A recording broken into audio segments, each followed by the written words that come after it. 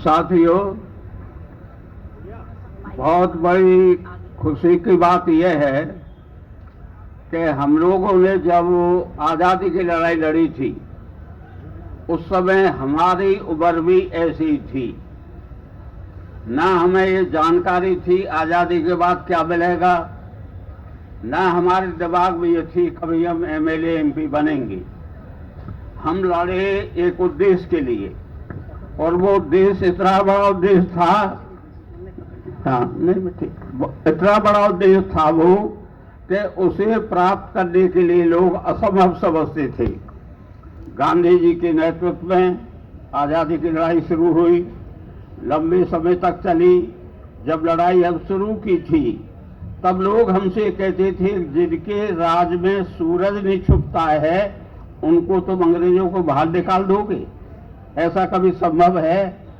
राजाओं के बारे में कहा जाता था ये तो सूर्यवंशी हैं, ये तो चंद्रवंशी हैं, इन्हें कौन हटा सकता है।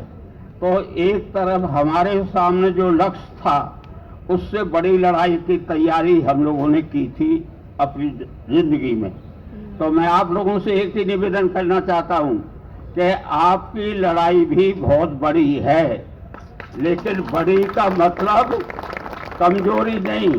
लक्ष्य अगर आपका साफ है, निष्ठा आपके अंदर में है, तो आपको सफलता मिलेगी। इसको आप घबराना मत, ये बस समझना कि आज कुछ नहीं हुआ, कल कुछ नहीं हुआ, ये लड़ाई लंबी चलेगी और आपकी जीत होगी। दूसरी बात यह है कि सरकारों का चरित्र देखना पड़ेगा। आज जो हमारे देश में सरकार है वो आप जानते हो किस तरह की सरकार है। उनका लोकतंत्र में विश्वास नहीं, उनकी विचारधारा में विश्वास नहीं, किसी मर्यादा में बंधे नहीं, जो मौका मिलता है वैसा ही करते रहते हैं। तो ऐसी सरकारों से लड़ने के लिए तो और हमें ज़्यादा मेहनत करनी पड़ेगी। आप जानते हो आज की हालत में हमारे देश की हालत क्या है। बेरोजगारी बढ़ रही है, भ्रष्टाचार बढ़ रहा है। भ्रष्टाचार पहले भी था, पर अब के भ्रष्टाचार और पहले के भ्रष्टाचार में एक फर्क है। कांग्रेस के राज में जब भ्रष्टाचार था उसकी बदबू सरकार गई, लेकिन इस सरकार की अलग है। जिनको ये भ्रष्टाचारी घोषित करते हैं, ये कहते हैं भ्रष्टाचारी हैं, उनको ही अपने दल में ले लेती हैं। तो आज की तारीख में अगर संसार में कोई प्रदूषित पार्टी है, प्रदूषित पार्टी संसार में, तो वो भारतीय जनता पार्टी है, जिसमें सारी मर्यादा है। आप बताओ, बहुमत है, क्या जरूरत है दल बदलवाने की? अब आपका बहुमत है, क्यों दल बदलवा रहे हो? ये दल बदल नहीं है, ये संविधान को तोड़ने की एक साजिश है। इसको आप ध्यान रखना। जिस तरह से सरकार चल रही है, तो सरकार चल रही है तो सरकार ये समझती है कि हमारे सामने कोई विजय प्राप्त नहीं कर सकता। लेकिन ये नौजवान शक्ति जिन्हें सारे संसार में परिवर्तन किए हैं, परिवर्तन एक तरह के नहीं, सामाजिक, राजनीतिक, आर्थिक सारे परिवर्तन किए हैं, वो नौजवानों ने किए हैं। अगर कोई विचारधारा के आधार बना है तो वो नौजवानों का बना है। तो मैं तो आप सभी साथियों से यही कहना चाहता हूँ, हम लोगों ने लड़ाई शुरू करी। एक टाइम हम लोग हिंसा के बारे में सोचने लगे, छोटी मोटी चोरी कर ली, चलो बंदूक चलाएंगे, लेकिन बाद में सोचा बंदूक से काम नहीं चलेगा। ये देश है नैतिक, और भौतिक शक्ति की लड़ाई नैतिकता से ही लड़ी जा सकती है, संघर्ष से नहीं लड़ी जा सकती। तो मेरा दूसरा निवेदन आपसे यह है, आप साहस रखना, हिम्मत रखना, और हिम्मत रखने के साथ आप इस लड़ाई को और विस्तार देना। मैं पत्रकार बंधु से, दूसरे लोगों से भी निवेदन करूंगा कि समय को समझकर केवल सरकार की हर गलत काम का समर्थन मत करो, सच्चाई को पकड़ो। सच्चाई क्या है आप बताओ? ये मांग क्या कर रहे हैं?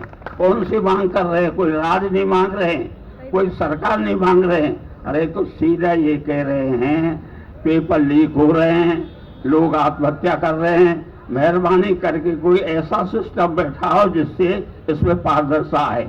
यानी कोई राज नहीं मांग रहे हैं, कोई सरकार बदलने की बात नहीं कर रहे हैं। और अगर शिक्षा मंत्री से इस्तीफा मांग रहे हैं तो इसका मतलब ये नहीं है इनका कोई दुश्मन ही है, असल में जिम्मेदारी तो कोई को लेनी पड़ेगी। लोकतंत्र में जब तक जिम्मेदारी नहीं ली जाएगी, जब तक लोकतंत्र सफल नहीं हो सकता।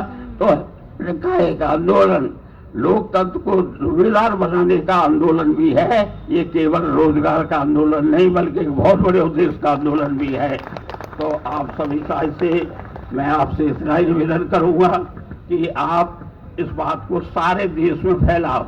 और फैलाने का तरीका है ये, आजकल तो अखबार तो आप जानते हो उनकी स्थिति जो है, बहुत कम ऐसे अखबार हैं जो ईमानदारी से लिख पाते हैं।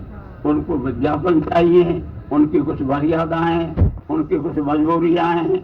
लेकिन सोशल मीडिया तो आप इतना व्यापक है कि आज घर घर में आप अपनी बात को पहुंचा सकते हो। और आपके सामने जिन महाशय ने भूख हड़ताल कर रखी है, आप समझो ये भूख हड़ताल नहीं, ये गांधी का दिया हुआ ऐसा अस्त्र है जिसके सामने एटम बम भी सफल नहीं हो सकता। ये इतना अस्त्र है। आप लोग धैर्य रखें और मैं आपको शुभकामना देता हूँ। आपको कहता हूँ आप अपने निश्चय रहें, करें, कोशिश करें। और आप लोगों से एक निवेदन मेरा और भी है कि आप इस चीज़ों के साथ साथ थोड़े राजनीतिक चीज़ों पर भी सोचा करो। रोजगार जरूरी है, हर काम को रोजगार चाहिए, पर रोजगार कैसे पैदा हो उसमें भी राजनीतिक प्रणालियाँ अलग अलग आ रही हैं। अब एक नई दिक्कत आ रही है आर्टिफिशियल इंटेलिजेंस की। एक तरफ तो रोजगार वैसे ही कम है, आर्टिफिशियल इंटेलिजेंस आने के बाद रोजगार कुछ कम होंगे, नए रोजगार जरूर पैदा होंगे पर कुछ कम होंगे। और अब तो इतनी हालत हो गई है कि हमारे पास रोजगार निकल रहे हैं पर उनको भर्ती इसलिए नहीं किया जा रहा है कि आर्टिफिशियल इंटेलिजेंस का उपयोग ज़्यादा से ज़्यादा शुरू हो गया है। इन सभी बातों के साथ मैं आपके आंदोलन के लिए सफल कामना करता हूँ। और 1 से 1 साल की उम्र मुझे कह के बुढ़ा मत करो आप, यानी कि मुझे बुढ़ा बना रहे हैं। उम्र से बुढ़े का कोई मतलब नहीं है। देखो मेरा शरीर तो है बुढ़ों का और दिल है जवान का, इसे ध्यान रखें। बुढ़ों का शरीर और दिल का जवान, और जिसका दिल जवान होगा वो कभी बुढ़ा नहीं हो सकता। हाथ पाँव छोड़ सकते हैं लेकिन हमसे बुढ़ापा नहीं आ सकता। यानी शब्दों के साथ आपने मेरी बात सुनी, स्वागत सत्कार किया, इसके लिए बहुत बहुत